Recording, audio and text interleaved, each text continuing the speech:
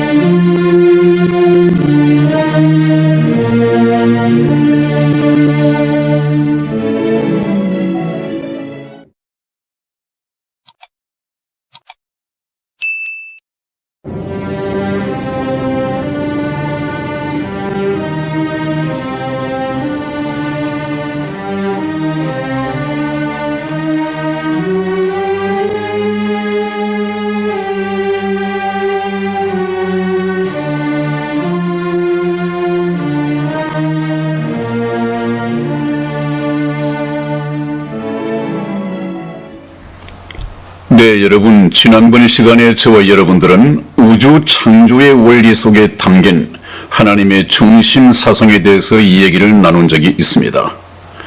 이 선한 목자 텔레비전이 발견한 이 놀라운 사실을 저와 여러분들이 말씀을 통해서 나누게 된 것을 기쁘게 생각합니다.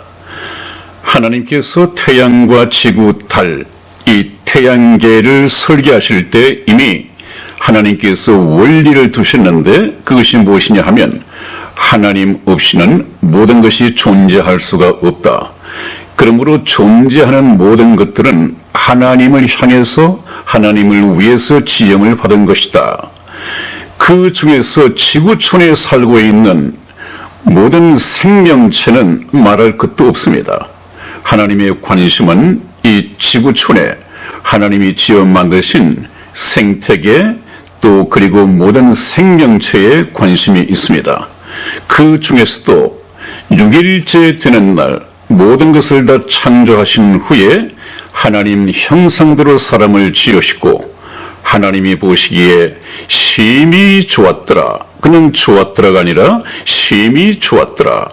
그래서 하나님으로부터 만들어진 지음을 받은 우리 인간은 창조의 걸작품이었고 창조 중에 창조였으며 하나님 창조의 목적이 걸린 그런 작품이었습니다. 인간은 왜 다른 생명체와 존재 가치가 다르냐?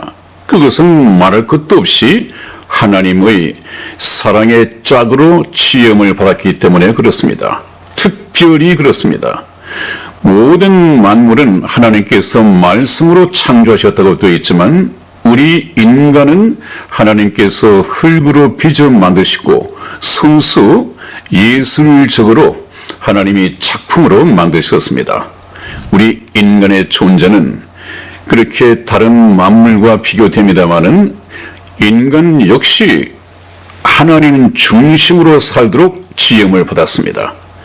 하나님 없이는 우리가 살 수가 없는 것이고 그것은 비유로 말하자면 태양이 하나님과 비유될 수 있다고 했죠. 이 지구촌에 있는 생명체들이 생명을 영위하기 위해서 태양을 의지하지 않으면 안 되듯이 우리 인간들도 하나님 생명의 근원이신 하나님에 의존하지 않고서는 생명을 영위할 수가 없다. 그러므로 저와 여러분들 모든 인간의 생명체는 하나님께 달려 있습니다. 그러니까 저와 여러분들이 이 7, 80년의 육체 생명을 버리고 영원한 생명을 얻기 위해서는 하나님을 사모하고 하나님을 바라봐야 하고 하나님의 말씀을 듣고 우리가 예수 그리스도를 믿고 영원한 생명을 얻는 것이 7, 80년 이 번데기와 같은 육체를 입고 세상을 살아가는 목적이다. 그러므로 우리가 인생을 사는 목적은 예수님을 만나서 영원한 생명을 얻고 죽은 후에 천국으로 가는 것이 이 7, 80년 인생의 목적이다. 그렇게 분명히 말씀을 드렸습니다. 우리가 예수님을 믿는 목적은 바로 그것입니다. 제가 몇 번 말씀을 드리죠? 여러분들도 아예 외워놓으십시오. 너희가 성경에서 영생을 얻는 줄 생각하고 성경을 상고하거니와 이 성경이 곧 내게 대하여 증거하는 것이로다. 그래서 우리 모두는 성경에서 영원한 생명을 얻는 것이 목적입니다. 교회를 다니면서 성경을 끼고 찬송을 끼고 주의를 지키고 기독교 종교적인 행위를 통해서 그것만 가지고는 우리가 구원을 받을 수가 없고 하나님의 자녀가 될 수 없단 말이죠. 교회 생활은 중요하죠. 그러나 교회 생활을 통해서도 하나님의 말씀을 깨닫지 못한다면 교회를 다니면서도 예수를 믿지 못한다고 한다면 교회를 다녀봐야 교회를 평생 다니고도 지옥을 갈 수밖에 없는 이런 비극적인 운명이 걸려있단 말이죠. 그런 불행을 차라리 교회를 안 다녔으면 모르겠지만은 교회를 평생 다녔다고 한다면 당연히 예수 그리스도를 믿고 천국의 시민권을 따야 하는 것이고 예수 그리스도의 신부가 되어서 잠깐 후에 오게 될 휴거 때 들림받고 신부 입장을 해야 되겠죠. 그것이 우리가 성경 말씀을 배우고 지금 살아가는 우리 인생의 목적이라고 하겠습니다. 그런데 주님께서 오셔서 신부 자격을 얻은 구원받은 성도들을 천사들을 시켜서 공중으로 끌어올려서 신부 입장을 시킬 때가 가까이 왔다. 세계 정세 돌아가는 것이 바로 그러하다고 했죠. 그에 대해서는 제가 많은 말씀을 드렸기 때문에 더 이상 언급을 하지 않겠습니다. 필요하다면 다시 기억을 더듬어 생각나게 할 수 있도록 다시 말씀을 드릴 때가 그때그때 있을 것입니다. 그래서 우리 모두는 하나님 중심의 삶을 살아야 하는데 하나님 중심의 삶을 살기 위해서는 하나님을 바라보고 하나님을 사모해야 한단 말이죠. 그래서 그 원리를 이제 이스라엘이 광야 생활을 할 때 이 밤이든 낮이든 이 수경을 할 때가 있었습니다. 그래서 텐트를 치는데 성막을 중심으로 성막을 향해서 천막을 쳤다는 것은 이 이스라엘 백성들이 먹을 때나 또 잘 때나 텐트 속에서 휴식할 때나 무엇을 하든지 하나님께서 눈을 떼지 않도록 하나님만 바라보면서 그렇게 생활을 했습니다. 40년 동안 광야 생활을 했던 모습이 그러했습니다. 그것은 무엇입니까? 이스라엘 백성들이 하나님의 선민으로서 또 하나님의 선민은 바로 여호와의 증인으로서의 삶인데 자기들이 경험한 하나님을 세상 모든 민족에게 여호와 하나님을 증거해야 할 사명을 부여받은 여호와의 증인이었습니다. 그렇기 때문에 그들은 하나님 중심 사상을 몸에 익히고 체득을 해서야 됐습니다. 그렇게 된 것을 이제 간증하고 세상 모든 민족, 이방 민족들에게도 자기들이 경험했던 하나님을 전파하고 증거해서야 했습니다. 그것이 선민의 책임이었습니다. 선민에게 주어진 하나님의 명령이었습니다. 그러나 이스라엘은 하나님의 말씀을 잘못 이해를 하여 여호와의 증인으로서의 책임은 망각해버리고 세상 모든 민족 가운데서 자기들만 선택된 민족이고 다른 이방들은 선택을 받지 못한 버림받은 민족들이므로 그들은 지옥의 불쏘시개감 정도밖에 되지 않는다.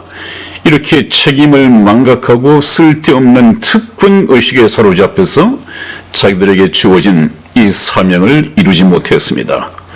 그래서 참 비참한 운명의 길을 이스라엘이 걸을 수밖에 없었는데 우리는 이제 신약에 들어와서 복음을 깨닫고 예수 그리스도를 믿음으로써 하나님 중심의 삶을 살아야 합니다. 제일 첫 단계가 회개하는 것이죠. 우리는 예수님을 믿기 전에 하나님을 등지고 살아갑니다. 모든 인생의 목적과 인생의 가치와 인생 7, 80년의 행복의 요소가 육신의 정욕, 안목의 정욕, 이생의 사랑, 이런 욕심들이 세상에 있다고 생각을 합니다. 그것이 행복의 요소라고 생각합니다. 이 사탄의 속임수에 지금까지 속아왔단 말이죠. 그러나 이제 성경 말씀을 통해서 그것이 아니다. 우리 인간은 하나님을 위해서 지음을 받았고 하나님을 위해서 지음을 받았다고 한다면 하나님을 위해서 살아야 하고 하나님 앞에서 나를 발견해야 되고 하나님께서 말씀하시는 최고의 가치가 무엇인가 이것을 하나하나 깨달으면서 하나님 중심의 삶을 살도록 회개해야 합니다. 세상을 바라보고 있던 이 방향에서 180도 방향 전환을 하여 세상에는 인생의 목적이 없구나. 세상에는 우리 인생에게 최고의 가치가 없구나. 하나님 안에 인생의 목적이 있고 하나님 안에 우리 인생이 가져야 할 최고의 가치가 있구나. 그 최고의 가치는 이 세상 그 무엇과도 바꿀 수 없는 예수 그리스도가 최고의 가치란 말이죠. 그래서 이스라엘이 못 박아 죽여버린 배척해버린 이 예수를 이방인 저와 여러분들은 이 구원의 때에 예수 그리스도를 구주로 영접하여 예수님 하나님께로 돌아가야 합니다. 그래야만이 인생의 목적이 이루어지고 천국에서 영원한 영생 복락을 누릴 수 있도록 약속을 받은 하나님의 자녀 예수 그리스도의 신부 천국의 백성이 된다는 사실을 우리가 꼭 기억을 하면서 하나님께서 우주를 창조하실 때부터 하나님 중심 사상을 가르치기로 결정을 하시고 힌트를 두셨다. 그것을 선한 목자 텔레비전 방송이 발견을 했다 하는 이 말씀을 드리면서 다음 공부하시겠습니다. 네, 그래서 우리가 예수님을 믿는다고 하는 것은 이 세상에 태어난 목적이라고 제가 몇 번 말씀을 드려왔죠. 예수님께서는 7, 80년 살다가 이 세상을 떠나면 더 이상의 소망이 없는 저와 여러분들에게 영원한 생명을 주시기 위해서 오셨다. 그러면 7, 80년 살다가 이 인생을 끝낼 그리고 지옥으로 비켜 갈 수 없는 저와 여러분들은 그 어떤 대가를 치르더라도 반드시 영원한 생명을 얻기 위하여 예수님께로 가야 하고 예수님을 만나야 한다. 우리는 영생을 얻기 위해서 태어났고 예수님께서는 영원한 생명을 주시기 위해서 오셨기 때문에 반드시 그분을 만나서 오늘 밤에 죽더라도 바로 천국으로 갈 수 있는 이 천국행 티켓, 영생을 얻어야 한다. 우리 인생은 바로 그런 것입니다. 그런데 예수님께서 생명의 빛으로 오셔서 아담 안에서 죽어버린 모든 인생은 누굽니까? 죄를 범한 아담과 하와의 후손들이란 말이죠. 그러므로 아담의 후손으로 태어난 모든 인생들은 그 영이 영원히 살 수 있는 이 영이 죽은 상태에서 태어난다. 그래서 죽은 상태에서 태어나기 때문에 하나님을 알아볼 수 없고 하나님에 대해서 알 수도 없고 하나님을 감지할 수 있는 감지 능력도 없단 말이죠. 그러니까 이 세상에 태어난 사람들은 태어날 때부터 하나님이 없다라고 해서 태어나는데 왜 그런 상태가 벌어질 수밖에 없느냐? 하나님은 살아계신데 하나님께서는 계속 말씀하고 계신데 그 말씀을 받을 수 있는 수신 장치가 고장이 났단 말이죠. 하나님은 계속해서 말씀을 보내시는데 그 말씀을 수신할 수 있는 수신 장치, 다시 말하면 하나님의 형상으로 지음을 받은 이 영이 고장난 상태이기 때문에 수신이 안 된단 말이죠. 그것이 문제입니다. 그러므로 하나님이 살아계신 것을 확신할 수 있으려면 하나님의 음성을 들을 수 있어야 되는데 하나님의 음성을 듣기 위해서는 죽은 이 영이 다시 살아나야 한단 말이죠. 살아나야만이 이제 하나님과 교신할 수 있고 교제할 수 있고 하나님께 기도드릴 수 있고 하나님의 말씀을 이해를 할 수 있고 그것이 무엇으로서 가능하냐? 성령으로 공급되어지는 새로운 생명이 재창조되어야 하는데 그것을 영혼의 구원이다. 그렇게 말씀을 하십니다. 그것이 바로 목적이죠. 하나님의 목적은 아담 안에서 죽은 모든 죄인들의 죽어있는 이 영을 다시 살려서 천국 백성이 되도록 영원한 생명을 주시는 것이 목적이라고 몇 번 말씀을 드리는 이유는 특히 오늘날 여러 미혹을 통해서 그 큰 맥은 놓쳐버리고 하나님께서 교회를 세우기 위해서나 하나님께서 영혼을 구원하시는 일에 도움이 되는 조그마한 잠시 쓰다가 놓아버린 또 버린 이것을 주스다가 그것이 무엇입니까? 수단적인 것, 그것이 방언이 됐든 사도시대 때 기적이 됐든 그런 잠시 쓰다가 버린 것들에 집착을 해가지고 큰 것을 놓친단 말이죠. 큰 것이 무엇입니까?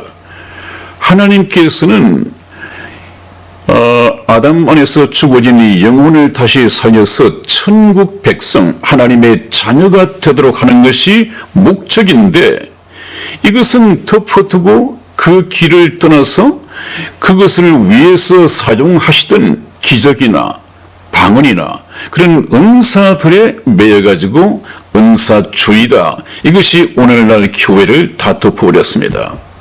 그 속에 이 생명의 말씀은 질식해버리고 있습니다. 굉장히 잘못된 것이죠.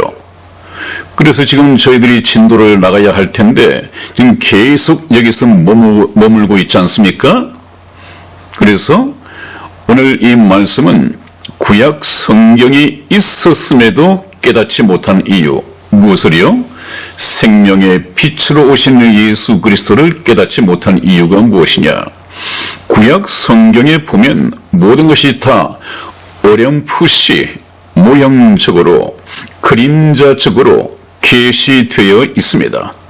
그러나 성령이 없이는 그것을 확실하게 깨달을 수 없다는 데 문제가 있었단 말이죠. 그러나 신약에서는 신약을 통해서 예수 그리스도의 실상, 이 실체를 깨닫고 난 이후에 거꾸로 이제 구약을 통해서 모형적인 이 약속된 메시아가 오는 길, 또 여러 부분, 여러 모양으로 말씀하셨던 그 예수님의 원초적인, 원시적인 계시를 보면 아하, 이것이 바로 실체 예수님을 모형적으로 보여주셨던 그림자적인 것이었구나. 이것을 뒤늦게 깨달을 수가 있죠. 그러나 구약 성경이 있었음에도 깨닫지 못한 이유는 성령이 없었다. 성령이 없었다. 구약 성경은 지금부터 3,500여 년 전에 모세가 창세기와 모세 오경을 기록을 했습니다. 그 모세 오경의 기록을 보면 에덴 동산에서부터 이미 예수 그리스도께서 한 마리의 어린이 양으로 이 지구촌에 오셔서 피 흘려 죽으심으로 말미암아 죄인들을 위한 구원의 옷을 제공할 것이다. 그 그리스도를 옷 입어야만이 우리가 하나님 앞에 나아갈 수 있다. 또 그 메시아는 여자의 후손으로 올 것이다 하는 이런 모든 것이 전부 구약 성경에 낱낱이 기록이 되어 있었습니다마는 이스라엘 민족은, 이스라엘의 종교 지도자들은 그에 관련된 성경 말씀을 몇백 번씩 읽고 보고 하면서도 깨닫지를 못했습니다. 왜 깨닫지 못했습니까? 성경 말씀의 저자이신 성령께서 오시지 않았기 때문에 그렇습니다. 그러니까 구약 성경에 있었음에도 불구하고 깨닫지 못했다. 그러나 오늘은 우리가 예수님을 믿고 우리가 원한다면 구원받을 수 있는, 영생을 얻고 영생 복락을 누릴 수 있는 이 엄청난 횡재를, 이 엄청나고 신령한 축복을 받아 누릴 수 있단 말이죠. 그렇기 때문에 저와 여러분들은 반드시 오신 이 성령을 저와 여러분들이 영접하고 모셔서 성령으로 거듭나서 더 이상 구원의 열매를 얻는 것 외에 신사도 운동이다, 방언의 은사다, 또 엄청나게 많이 생겼더라고요. 늦은비 운동이라는 등 아무튼 이런 거에, 성경 밖에서 얘기하는 이런 거에 미혹당해서는 안 되겠습니다. 굉장히 어려우시겠지만은 거기에 체험을 하고 그 체험을 믿고, 개인적이고 주관적인 체험을 믿고 빠져있는 분들은 객관적인 하나님의 이 말씀대로 다시 빠져나와서 말씀을 붙잡고 육체에 남은 때를 신앙생활을 통해서 살아가는 저와 여러분의 되기를 주님의 이름으로 축원을 드립니다. 다음 보시겠습니다. 네, 보혜사 성령을 약속하고 떠나가신 예수님. 지금 제자들은 예수님께서 하나님의 아들이시고 하나님의 아들이시라고 한다면 구약 성경에 기록된 것처럼 하나님 나라가 지금 당장 들어설 것이고, 자기들의 이 나라는 세상 모든 나라의 중심이 될 것이며, 예수님이 왕이 되시고 예수님을 따랐던 자기들은 상당히 큰 높은 벼슬을 할 수 있을 것이다. 그렇게 믿고 예수님을 따랐습니다. 전토도 버리고 부모도 버리고 예수님만 따랐는데 예수님이 청천벽력 같은 말씀을 하시죠. 내가 떠나가야 한다 라는 말씀을 하게 됩니다. 그 말씀에 담긴 의미가 무엇인지 성경 말씀을 통해서 확인해 보겠습니다. 네, 요한복음 16장 7절 말씀을 제가 읽어드리겠습니다. 그러하나 내가 너희에게 실상을 말하노니 내가 떠나가는 것이 너희에게 유익이라. 내가 떠나가지 아니하면 보혜사가 너희에게로 오시지 아니할 것이요 가면 내가 그를 너희에게로 보내리니. 이 말씀 가운데서 실상을 말한다고 말씀을 하시고 제자들에게 내가 떠나가는 것이 너희에게 유익이다 하는, 제자들이 알아들을 수 없는 이런 말씀을 남기셨습니다. 제자들은 지금 눈에 보이는 예수님을 믿고 지금까지 따라왔는데 내가 떠나가는 것이 너희에게 유익이다? 이것은 제자들이 볼 때는 참 알아듣기 힘든 그런 말씀이었죠. 이런 것들이 이제 성령이 오셔야만이 그랬구나. 예수님께서 그때 말씀하셨는데 정말 떠나가시고 이 성령께서 오셔야만이 우리뿐만 아니라 세상 모든 민족에게 유익이 생기겠구나. 그것을 뒤늦게 깨닫는단 말이죠. 그래서 성령을 예수님께서는 보내주시겠다. 내가 떠나고 성령이 오시는 것이 너희에게 유익이다 하는 말씀을 하셨습니다. 그래서 지금 저와 여러분들은 그 성령께서 통치하시는, 성령께서 다스리시는 지금 이 현재 시대를 살고 있단 말이죠. 그렇다면 성령께서 오심으로 어떤 새로운 시대가 열렸는가? 다음 한번 보시겠습니다. 네, 성령께서 오심으로 교회 시대가 개막이 되었다. 라는 이 제목으로 말씀을 드려본다면 하나님께서 계획하신 지금 경영하고 계신 인류 역사 6천년은 오로지 하나님 편에서 보실 때 목표가 죄인을 구속하는, 구원하는 구속 역사입니다. 이 인류 역사 6천년 동안에 인간의 영혼을 구원하시기 위해서 삼위일체 하나님께서 일을 하신단 말이죠. 그런데 그 역할 분담이 있습니다. 아버지 하나님께서는 구약시대에 구원을 계획하신 분입니다. 계획하셨다고 하는 것은 인간을 어떤 방법으로 구원을 하실 것인지 그 설계를 하셨습니다. 설계.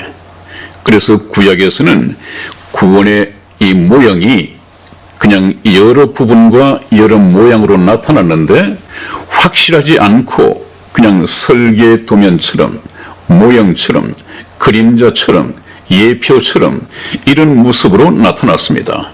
그것이 무엇입니까? 하나님의 구상 계획, 이 설계 도면입니다. 그래서 아버지 하나님께서는 그런 방법으로 4,000년 동안 구약시대에 구원을 설계하시고 계획하셨습니다. 거기를 보면 계획 속에 인류의 역사를 통해서 하나님께서는 어떻게 죄인을 구원하실 것인가 하는 원시적인 이 구원 계획이 에덴 동산에서 있었다고 말씀을 드렸죠. 한 마리의 어린이 양이 희생이 됐습니다. 역사가 계속되면서 그것이 점점 눈에 들어오도록 가시화되기 시작합니다. 그래서 이제 신약 시대에 들어와서 때가 참에 아들 하나님이 여자에게서 태어나셨습니다. 여자의 후손으로 이 땅에 임마누엘 하셨습니다. 그것이 예수님의 초림이었죠. 이 아들 하나님은 이 세상에 어떤 역할을 가지고 오셨느냐? 인간을 죄에서 구원하기 위해서 아들 하나님은 십자가상에서 피 흘려 죽어야 할 한 마리의 어린이 양으로 오셨습니다. 그분은 죽기 위해서 오셨습니다. 왜 죽어야 했습니까? 에덴 동산에서 죽었던 한 마리의 어린 양처럼 죄 없는 한 마리의 어린 양이 아담과 하와의 죄의 수치를 가리워주는 구원의 옷을 만들어 입히기 위해서 어린 양이 죽었습니다. 그와 마찬가지로 세례 요한이 말한 것처럼 보라 세상 죄를 지고 가는 하나님의 어린 양이로다. 예수님은 세상 죄를 지고 가기 위한 한 마리의 어린 양으로 오셨습니다. 그래서 그분은 이 세상에 죽기 위해서 오셨죠. 한 마리의 어린 양 희생 제물로 오셨습니다. 그래서 예수님께서는 하나님께서 계획하셨던 이 구원의 계획을 십자가상에서 피 흘려 돌아가심으로써 성취하신 분입니다. 그래서 예수님께서 돌아가실 때 십자가상에서 하신 말씀이 최후로 남긴 한마디 말씀이 다 이루었다. 뭘 다 이루었습니까? 죄인들의 죄값을 지불을 하고 원한다면 천국에 누구든지 갈 수 있는 구원의 길을 열었다. 이제는 이제 구원받고 받지 않고의 공은 이 모든 세상 민족에게로 넘어왔습니다. 하나님 편에서는 할 수 있는 일을 다 했습니다. 이제는 인간이 예수님을 믿고 천국에 갈 것이냐 안 갈 것이냐 전부 다 가기를 원하지만 세상에 대한 미련 때문에 세상에 붙잡고 있는 사탄이 붙잡고 있는 이 미련을 이것을 끊지 못하기 때문에 예수님께로 돌아가지 못합니다. 하나님의 품에 안기지 못합니다. 그러니까 예수님을 믿는다고 하는 것은 바로 회개해야 합니다. 회개. 이제는 이 세상에서 인생의 목적을 발견할 것이 아니라 이 세상에서 최고의 가치를 찾을 것이 아니라 내가 무엇을 위해서 살아야 하는지 인생의 목적은 창조주 하나님께 달려있다고 제가 말씀을 드렸고, 우리가 참 탐내고 욕심내야 할 최고의 가치는 예수 그리스도께 있다. 그래서 주 예수보다 더 귀한 것은 없네 하는 찬송을 양심의 가책 없이, 영혼 없이 그냥 음정박자에 맞춰서 부를 것이 아니라 영혼을 담아서 아멘 되어진 이 마음으로 하나님께 찬송을 드려야 하나님께서 받음직한 찬송이 되는 것이죠. 우리는 이런 것이 깨달아지고 이런 것이 바로 나의 이 영혼의 살과 피가 되어야 됩니다. 영혼의 인격이 되고 실체가 되어야 됩니다. 그것은 무엇을 통해서? 기적을 체험한다, 방언을 체험한다가 아니라 하나님의 말씀을 깨달음으로써. 그 다음에 이제 오늘 말씀이 되는 성령 하나님. 성령 하나님은 왜 오셨느냐? 우리가 성령 하나님께서 오셔서 성경 말씀을 통하여 예수 그리스도의 십자가상에서 무슨 일이 일어났는지, 그것이 무슨 의미인지, 그분이 나와 무슨 상관이 있는지 이것을 전혀 모를 수 있습니다.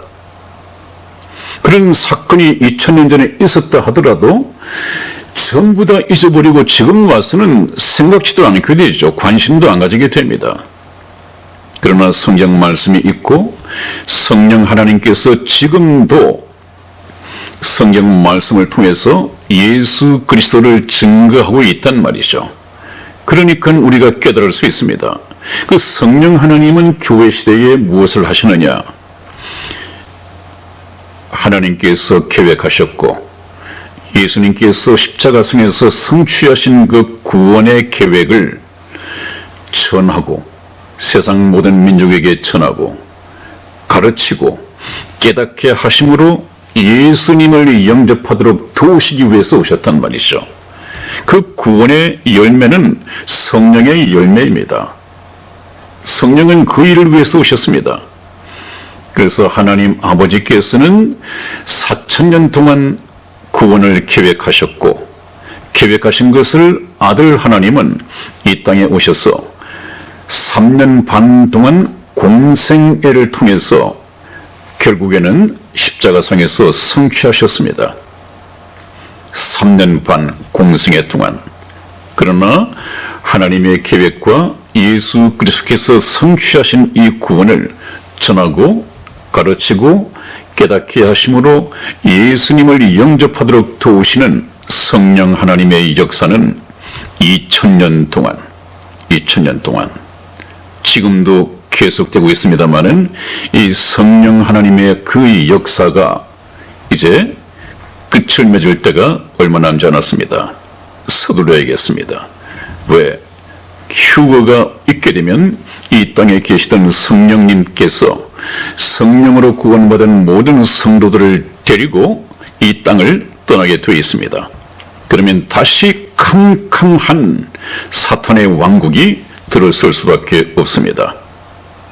생명의 빛이 완전히 지구를 떠나버립니다. 다음 보시겠습니다. 네, 성령께서 오심으로 교회 시대가 개막이 되었다. 전혀 새로운 세상이 열린 것이죠. 구약의 하나님께서 4000년 동안 일하셨고 신약에 와서 예수님께서 3년 반 동안 공생애를 살으셨고 이제 2000년 동안 성령 하나님께서 오셔서 교회 시대를 개막을 하셨다. 그 이제 교회에다가 하나님의 말씀을 맡기시고 교회를 통해서 하나님의 말씀을 이 어두운 세상 또 개인의 이 영혼에 생명의 빛을 쏘고 생명의 빛을 비춤으로 말미암아 빛을 통해서 하나님께 나오도록 그래서 예수님을 믿고 구원받도록 이렇게 하시는 것이 하나님께서 새로 여신 이 신약시대 교회 시대의 방향이고 목적이었습니다. 이것을 우리가 이해를 해야만이 성령이 얼마나 중요한 것인가, 성령 없이는 참다운 신앙생활이 될 수 없는 것이죠. 성령을 통해서 말씀을 깨닫지 못하면 지금 얘기하고 있는 방언이나 신사도나 레전비 운동 그 외에 엄청나게 많이 있더란 말이죠. 거기에 빠져나올 수가 없습니다. 말씀을 먼저 들은 사람은 참 미혹에 빠지기가 어려운데 먼저 잘못된 것을 체험한 사람은 그 체험 때문에 말씀을 붙잡고 빠져나오기가 굉장히 힘듭니다. 그런 분들은 본인이 뼈를 깎는 아픔, 고통을 겪어야만이 말씀을 붙잡고 그 신비주의라든지 체험주의라든지 이런 데서 빠져나올 수가 있습니다. 그래서 제가 말씀드리는 이 성경 말씀을 통해서 말씀에 대한 확고한 믿음을 가지고 말씀을 붙잡고 빠져나오도록 본인이 노력을 해야 됩니다. 그렇지 않으면 하나님께서는 오히려 거짓 것을 믿게 하신다고 그랬죠. 왜? 진리의 사랑을 깨닫지 않고 구원을 얻지 못했기 때문에 그냥 지옥에 끌려가도록 하나님께서는 내버려 두신다고 했습니다. 하나님께서 내버려 두시는 그런 벌을 받아서는 안 되겠죠. 예수 믿는다고 예수의 이름을 찾아서 나왔지만 엉뚱한 데 가서 잘못 찾으면 안 된단 말이죠. 그래서 달을 통해서 교회는 어떤 사명과 본분을 가져야 하는가? 첫 번째, 창조 원리를 보면 달은 스스로 빛을 낼 수 없도록 창조되었으며 오직 태양빛을 그대로 반사시켜서 지구에 어두운 밤을 비춰야 한다. 그것은 바로 교회도 오로지 참빛 되시는 하나님의 말씀을 기록된 그대로 가감 없이 전해야 하는 것이 교회의 사명이고 본분이다. 교회는 스스로 빛을 내거나 스스로 예수를 깎아 만들거나 스스로 다른 영을 깎아 만들거나 스스로 다른 이 복음을 깎아 만들어서 그것을 쓰면 안 된다는 말이죠. 성령께서 가르치시고 성령께서 전하시는 그 하나님의 말씀을 교회는 그대로 반사시켜서 세상에서 살고 있는 죄인들 각 사람의 이 영혼을 비추고 영혼을 거듭나도록 해야 한단 말이죠. 그것이 교회의 사명입니다. 그런데 지금 우리가 예수님의 말씀 따라서 너희는 미혹하는 영을 주의하도록 하라 이런 말씀을 붙잡고 있는데 기독교 교회라는 이름으로 예수 그리스도라고 하는 이름으로 얼마나 많은 잘못된 스스로의 잘못된 빛이 만들어지고 깎아 만들어져서 전파되고 있습니까? 그것이 미혹하는 영들이죠. 지금 그것을 우리가 공부하고 있는데 제가 좀 뽑아놓은 것보다도 훨씬 더 많은 미혹하는 영들이 있습니다. 그런 전략 카드들이 있단 말이죠. 이것이 성령의 역사인 것처럼 교회당을 통해서 목사를 통해서 개인 교인들에게 전파되고 있단 말이죠. 이것은 살인 광선입니다. 생명의 빛이 아니라 영혼을 영원히 죽여버리는 살인 광선입니다. 그것을 우리가 성경 말씀으로 깨달아야겠죠. 그래서 참 성경 말씀에 보면 요한계시록 22장 18절에서 19절 말씀을 제가 읽어드리죠. 내가 이 책의 예언의 말씀을 듣는 각 인에게 증거하노니 만일 누구든지 이것들 외에 이 기록된 성경 말씀 66권 외에 더하면 하나님이 이 책에 기록된 재앙들을 그에게 더하실 터이요. 만일 누구든지 이 책의 예언의 말씀에서 제하여 버리면 하나님이 이 책에 기록된 생명나무와 및 거룩한 성에 참여함을 제하여 버리시리라. 무슨 말씀이 있죠? 이 말씀에 더해도 안 되고 이 기록된 하나님의 말씀 66권의 성경 말씀에 그 어떤 것을 빼버려도 안 되고 얼마나 엄중한 경고 말씀이 나와 있습니까? 그 얘기는 기록된 말씀만이 절대적인 진리이다. 더하지도 말고 빼지도 말라. 엄중 경고를 하고 계시죠. 그런데 오늘날 목사들 스스로 또 어떤 다른 이단들, 소위 말하는 오순절 은사주의 이런 사람들이 다른 예수와 다른 복음과 다른 영을 깎아 만들어서 판매하는 교회는 더 이상 주님께서 세우시는 교회가 아니라 사꾼 목자의 장사터예요. 소경된 인도자의 놀이터이며 자칭 그리스도의 교회라고 하나 사탄의 도구로 활용되고 있는 사탄의 회의다. 거룩한 성회가 아니라 사탄의 회의다. 그래서 이런 목사들에게 또 이런 거짓 선지자들에게 하나님께서는 얼마나 경계하시고 화를 내십니까? 구약의 말씀입니다만 구약 성경 예레미야서 23장 29절에서 32절까지 말씀을 끝으로 오늘 말씀을 마치고자 합니다. 나 여호와가 말하노라. 내 말이 불같지 아니하냐. 반석을 쳐서 붓으로 뜨리는 방망이 같지 아니하냐. 하나님의 말씀은 불 같고 반석을 쳐서 붓으로 뜨리는 방망이 같아서 심판한단 말이죠. 누구에게? 나 여호와가 말하노라. 그러므로 보라, 서로 내 말을 도적질하는 선지자들을 내가 치리라. 선지자라고 하면서 하나님의 말씀을 도둑질하고 하나님의 말씀을 인용하여 자기 멋대로 거짓말로 속인단 말이죠. 또 나 여호와가 말하노라. 보라, 그들이 혀를 놀려, 거짓 선지자들입니다. 혀를 놀려 그가 말씀하셨다는 선지자들을 내가 치리라. 하나님께서 말씀하셨다고 하나님을 팔면서 자기들 마음대로 혀를 노리고 있단 말이죠.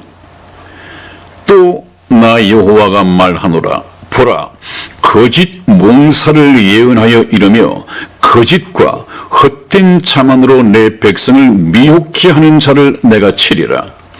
거짓 몽사는 이 꿈이죠. 요즘 꿈을 꾸었다, 환상을 봤다, 이런 체험을 통해서 간증하고 예수님의 가이드로 천국과 지옥을 보고 돌아왔다. 아무튼 이런 거짓 몽사, 꿈에서 경험했던 것들을 얘기를 한단 말이에요. 그것을 가지고 미혹을 시킨단 말이죠. 그들을 내가 칠 것이다. 내가 그들을 보내지 아니하였으며 명하지 아니하였나니 하나님께서는 그릇 선지자들을 보내신 적이 없단 말이에요. 제가 항상 드린 말씀이 무엇입니까? 그 사람이 보내심을 받았느냐 받지 못했느냐. 보내심을 받지 아니하였으면 하나님의 복음을 어떻게 전파하겠느냐. 하나님이 맡겨서 보낸 적이 없는데 어떻게 그가 하나님의 복음의 메시지를 전할 수 있겠느냐? 없단 말이죠. 이들은 하나님을 팔면서 하나님의 말씀이라고 얘기를 하지만 하나님께서는 그들을 보내지 아니하였으며 사명을 준 적도 없다. 그들이 이 백성에게 아무 유익이 없느니라 여호와의 말이니라. 이 짧은 문장에 나 여호와가 말하노라 하는 이 말씀이 4번 들어가 있습니다. 참 엄중한 심판을 예고하고 있는 것이죠. 여러분, 지금 우리 선한 목자 텔레비전에서 방송하고 있는 이 미혹하는 영들에 속해 계신 분이 있다고 한다면 그냥 빠져나오라고 하는 것이 아니라 제가 증거하는 이 말씀에 어긋난다고 한다면 여러분들은 말씀을 붙잡고 진리의 말씀, 생명의 말씀을 붙잡고 그 체험, 은사주의, 무슨 운동 이런 데서 빠져나와야 합니다. 오늘 여기까지 말씀을 드리고 또 다음 시간에는 그렇다면 보혜사 성령은 어떤 분이신가? 예수님께서 떠나가시면서 내가 떠나가는 것이 너희에게 유익하니 성령께서 너희에게 오시면 너희를 깨닫게 하시고 가르치시고 예수 그리스도를 영접하여 구원에 이르도록 도우실 것이다 하는 이 말씀에 대해서 공부를 해보겠습니다. 오랜 시간 시청해 주셔서 감사합니다. 다음 시간에 뵙겠습니다. 안녕히 계십시오.